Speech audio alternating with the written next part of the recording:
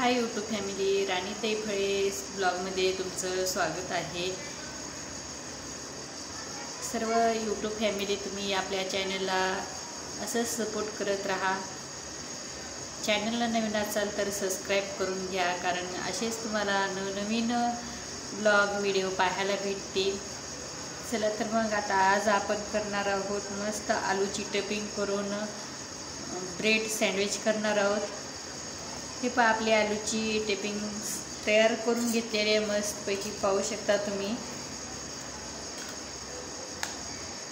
जेव्हा पण आपली मुलं म्हणतील आपल्याला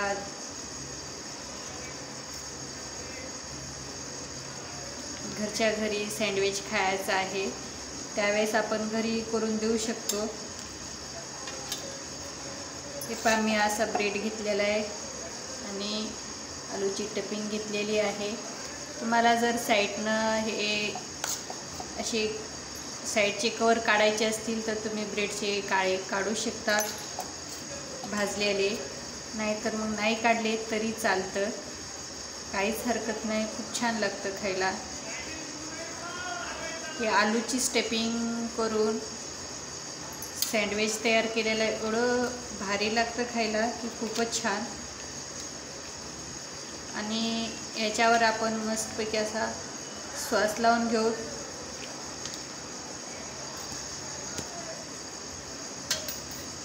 आणि जे आपण रेड चिली सॉस घेतला होता ते पण लावून घ्यायचं आहे। एक साईडकडून रेड चिली सॉस आणि ब्रेड मस्त आलूची स्टफिंग असं करून आपल्याला पॅक व्यवस्थित करून घ्यायचं आहे।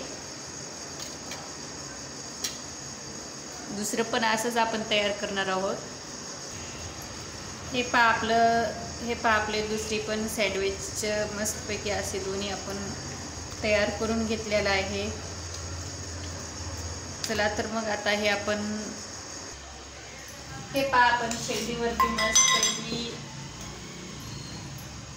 तूप टाका किंवा बटर टाका तुमच्या आवडीनुसार। मी थोडंसं तूप टाकून मस्तपैकी असं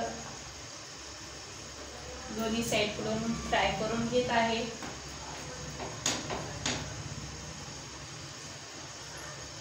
पण एकदम पॉवर कमी करूनच करायचं आहे, जास्त पॉवरफुल करायची नाही, कारण ब्रेड पहिल्यांदा भाजलेले असतात, त्याच्यासाठी आलटून पलटून मस्तपैकी तयार करून घ्यायचं। हे पहा, आपली सँडविच तयार आहे, आपण काढून घेऊ। आणि हे छोट्या भुकेसाठी खूप छान आहे। आपल्या मुलाला असंच अधूनमधून केव्हा तरी असं करून दिलं तर खूप आवडीनं खातील। छोट्या भुकेसाठी खूप मस्त आहे। चला तर मग आता आपण याला कट देऊन घेऊ। हे पहा, मस्तपैकी असंच कट देऊन घेऊ, खूप छान दिसते आणि मुलं पण आवडीनं खातील, किंवा तुम्ही असं टिफिनला सुद्धा देऊ शकतात। पहा, चॅनलला नवीन असाल तर जास्तीत जास्त व्हिडिओ शेअर करा, सबस्क्राईब करून घ्या, लाईक करत जा, कारण की तुमच्या सपोर्ट यूट्यूब फॅमिली पाहिजे। तुमच्या सपोर्ट असंच राहू द्या। पहा, किती मस्तपैकी असं तयार झालेले आहे आपली ही सँडविच। चला तर मग अशाच एखाद्या छोट्याशा ब्लॉगमध्ये आणखीन आपण भेटू। तुम्हाला आजचा ब्लॉग कसा वाटला कसा नाही नक्कीच मला